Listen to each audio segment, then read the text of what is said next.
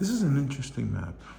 This map is very interesting. I saw this last night on the presentation that they did, part of it, and I took a quick screenshot, right? And it's very interesting because, by the way, I have the whole testimony on this Instagram. It's like 2 hours long, but if anybody wants to see it. Anyway, so this is the first time I actually see the buildings, right? And how tall they're gonna be. So according to this, and if you look at the legend here, which is a little grainy because it was a screenshot, right? With my phone, I had to take the picture. So these here are gonna be 420 feet tall, 425. So that's about 40 stories, doesn't Pier 7. 40 stories, 40 stories, 40 stories. Then the blue outline ones, it says here 325. So those are about 30 stories. So 30 stories, 30 stories, 30 stories, 30 stories, 30 stories, 30 stories, 30 stories, 30 stories, 30. It's ridiculous. Look, 1, 2, 3, 4, 5, 6, 7, 8, 9, 10, 11, 12, 13, 14, 15, 16. 16 buildings from Atlantic Avenue to DeGraw Street, 30 stories high. That's insane. This would just be a wall of buildings, like just building on top of it. I don't even know why people that are gonna pay these rents would want to even live like that. Right? Because the only real people that are gonna have a view is right here. These people here, and you better believe these are gonna be the low income over here. But those will be top down, or they'll have a view out there or whatever. And over here on this side, so there goes another 30 stories. This one here, this is black. So this would be a 40 story over here. This would be a 40 story. This one looks blue, blue, blue, blue, 30 stories over here. Now, and this is interesting because they're in their infinite wisdom, stupidity that they are, right? Out of these 16 30-story buildings, right? 30 story, can you imagine how many people are gonna fit in these things? The P is the only thing that represents where they're gonna have parking. So this is the only place that'll have parking in all of this. This right here. Over here, at least they have parking. They actually have a lot of parking over here. Because I guess because of the cruise or terminals or whatever. But this right here, this is the only parking in this whole thing. Like, it's crazy. And I thought I heard him say before, right, that this over here was gonna be a school behind this little park over here.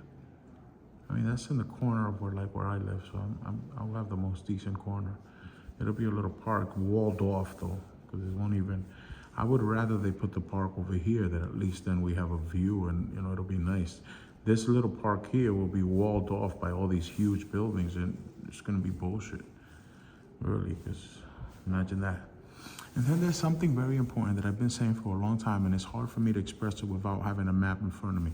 See these lines right here, these little dashes, like lines? That's the coastline. There's a specific name for that, but that's the coastline. It's very faint, right? But you can see a little bit over here. These are the actual finger piers that are now. So they're proposing to build the marginal piers all the way out to where the finger piers went. That's stupid. That's not, like, if you look up like the advantages of marginal piers, one of the advantages is that they go along the coastline, so they're cheaper. When you're going all the way out here, you gotta build this whole platform on top of the water. This whole big reinforced platform all over the water. And that is what's driving the price of this whole project. If the marginal pier was over here the way it should be, this wouldn't cost so much. But then what's the problem? Take all this pink area and move it this way. You don't have room for luxury housing. Can't do that, right? That's the whole point of this. It's not really supposed to be. They said it was gonna be port first and then everything else. But that's the reason that they have to go and take all of this pink, all of this, and create this here. It's like creating land where there isn't any, because they want to keep this for the housing. Move this down here this way, put the marginal piers here, and then this is where it would work, but that doesn't work for them. That won't work for them because they need, developers want this. This is it. All of this is about this. So if they, let's just say, right, that, because that's what originally, I posted it at one point. At one point, you could go back. It's like a black and white picture where they the actual application that they filled out, and they said this was only going to cost about 200 million. Their own words. But I guess probably at that time they were estimating, okay, we'll do a marginal pier here, and okay, that's probably what it would cost, probably cheaper than that. But then somebody had the bright idea, no, if we push it all the way out to the water, then voila, look at all this land. But they're probably like, well, if we do all of this, we can't build any housing unless we push this all the way out here, and here we go with the housing. But anyway, that's not even really what I wanted to explore on this thing. I really wish if we have some kind of architect, somebody that works in this, one of you prep students, somebody that can create a rendering of this.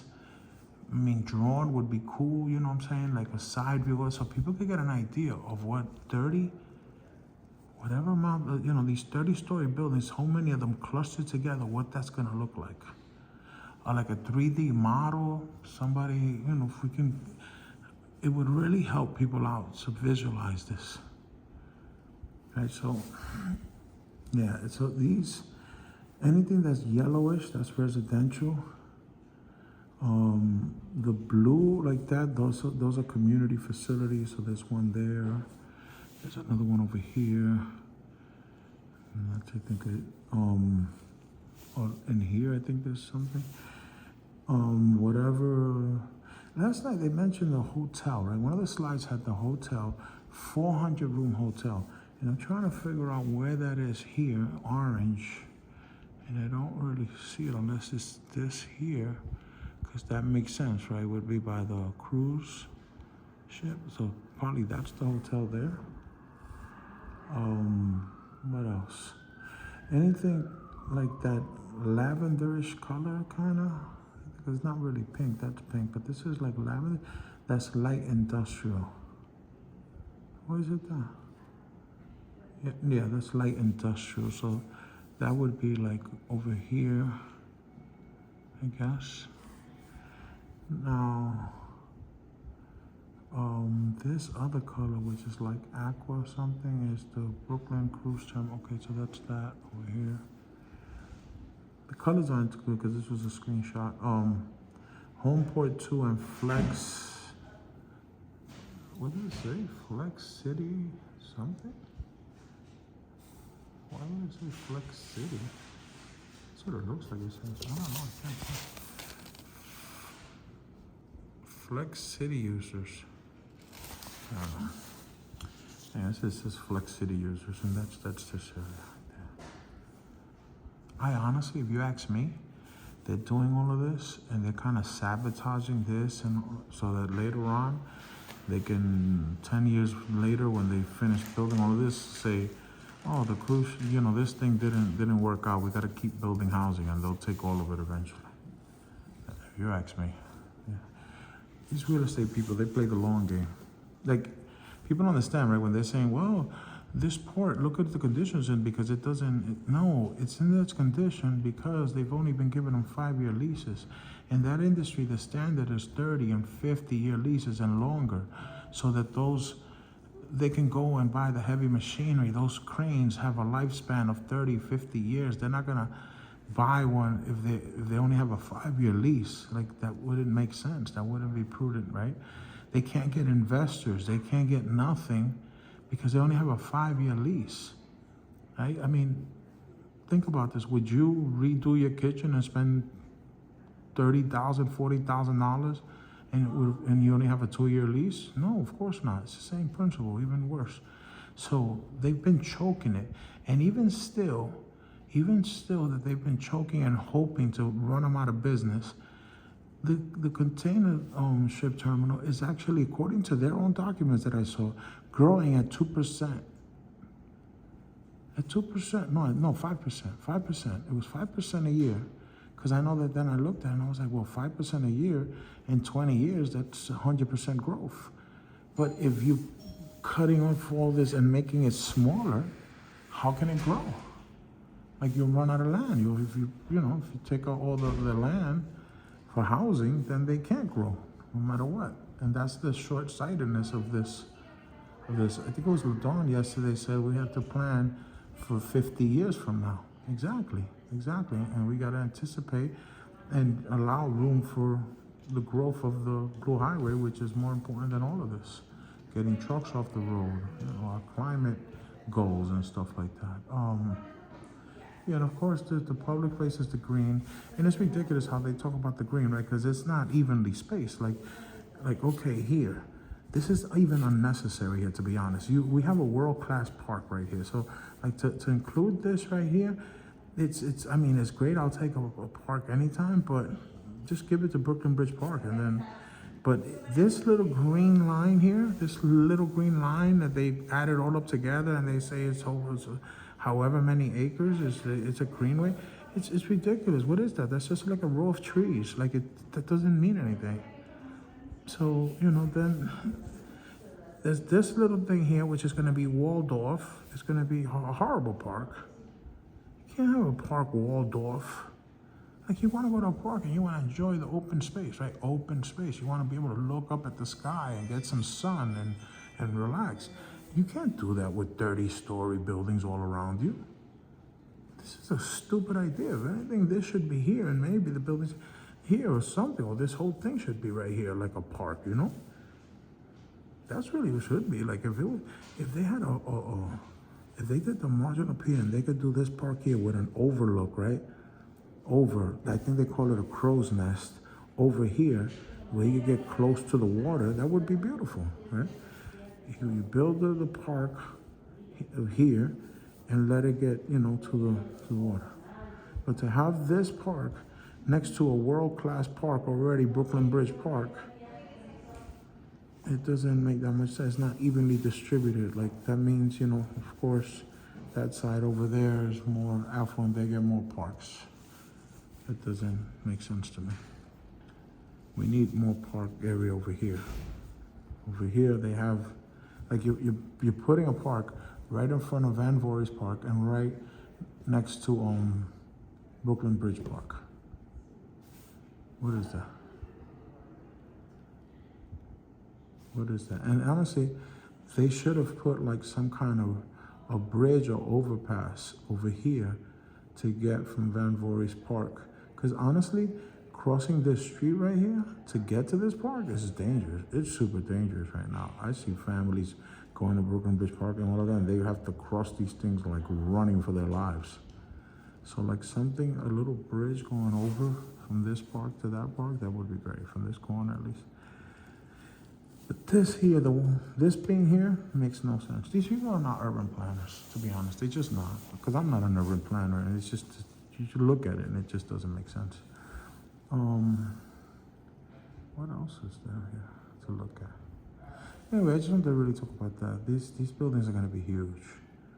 These buildings are going to be, and this is the best case scenario. This is reasonable worst case development scenario. This is actually, these things always end up worse. Look at Atlantic Yards.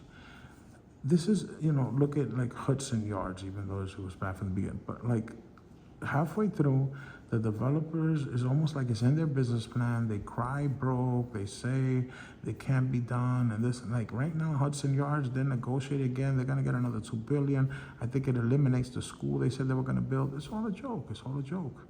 Atlantic Yards, same thing. By the time they get to the affordable housing, oh, we ran out of money, this, and that. They look for a better deal from the city, from the state, whatever. So this is what they do, especially with the GPP. And that's why it was so important that we fought for Europe, because the GPP just evolves and changes and changes.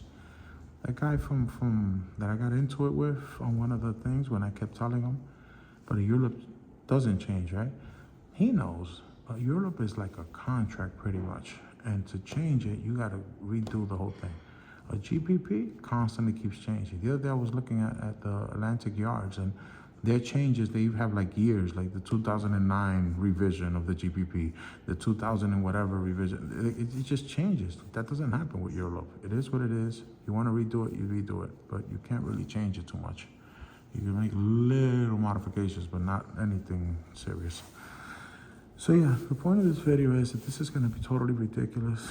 This doesn't have to be so expensive if they just built the marginal pier right here. So I have a pen on me so I can show.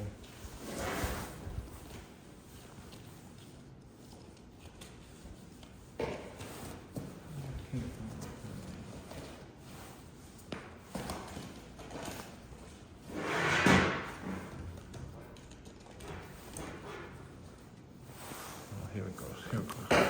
So yeah, so look, the margin up here really should be this. That should be the margin up here. So now this, all of this looks a lot like this, right? So if this area here wasn't built here, right?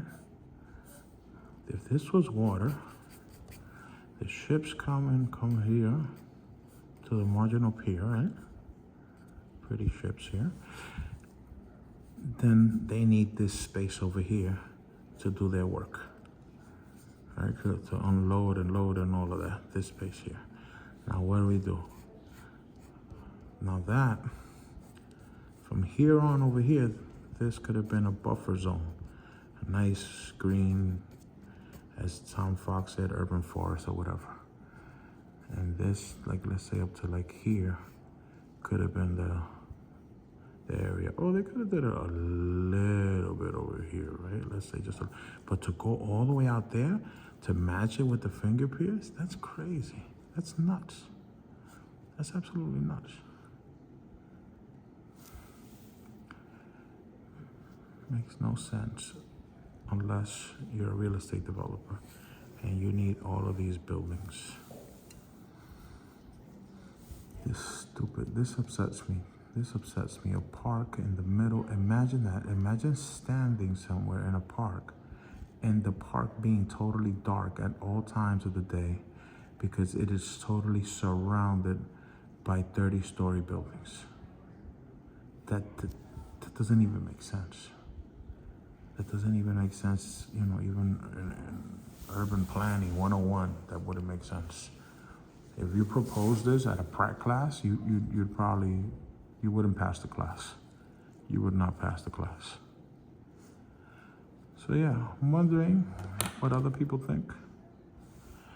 Leave your comments and stuff and let me know what you guys think about this ridiculousness. It's crazy. This whole park here, I mean, this is gonna be a huge, right? But putting these huge buildings here are gonna wall off this park. Like this park will be behind this. Is this a park here or is this the backyard to these rich folks here? Imagine that this is gonna be 40 stories, 40 stories, 40 stories, 40 something stories here. And I'm telling you, those will end up being even bigger than that. But let's go by what they're saying here. 40 stories, 40 stories, 40 stories. That's it.